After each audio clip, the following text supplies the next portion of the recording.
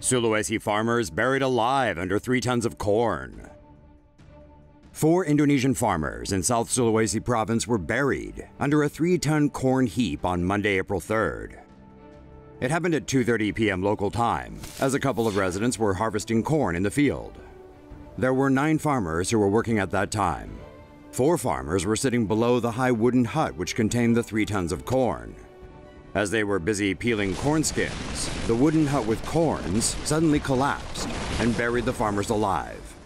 4 farmers died due to the accident, 2 more were injured, and the other 3 survived.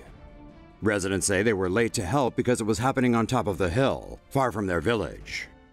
Say no to safe spaces on YouTube.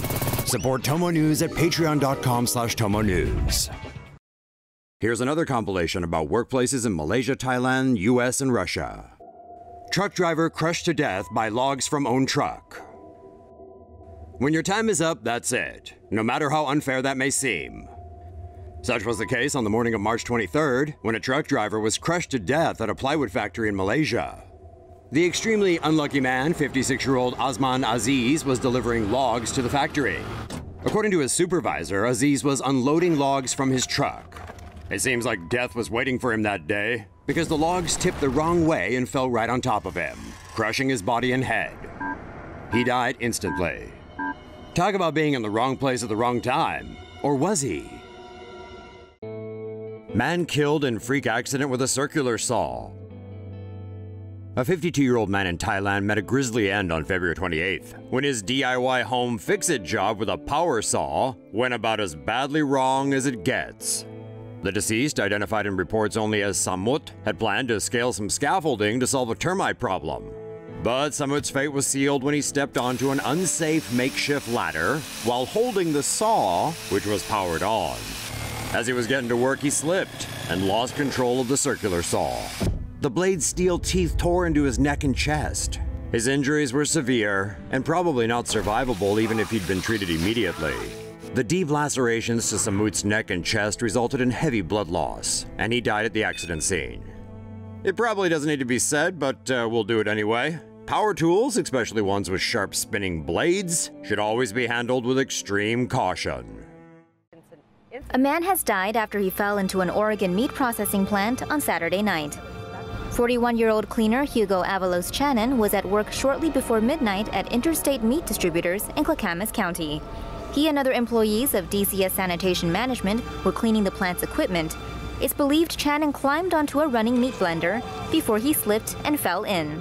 Why he attempted to work while the machine was still running is unclear.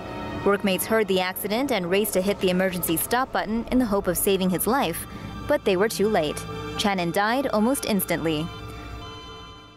The fire department was called at 11:45 p.m. to attend an obvious death incident, meaning there was no way the man could have survived his injuries.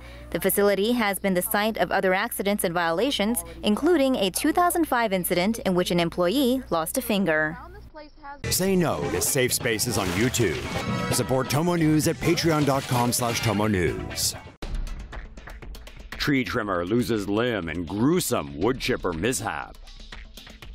A bloody accident on this street in Gainesville, Florida has left one unlucky gardener minus an arm after he was pulled into a wood chipper. 60-year-old tree trimmer Roberto Serrano was at work just before 10:30 a.m. on Monday morning. While feeding cuttings into the wood chipper, his right hand became stuck in a branch, and he was pulled into the machine. Serrano failed to react fast enough, and the chipper's teeth tore into his flesh inch by inch. By the time he managed to free himself, his limb had been shredded to the elbow. An ambulance that happened to be in the area was alerted to the 911 call and responded to the emergency. A sheriff's deputy was also on the scene within 5 minutes to apply a tourniquet to stop Serrano's bleeding. Wood chippers are no joke. Don't let the same thing happen to you. Be forewarned and keep your forearms.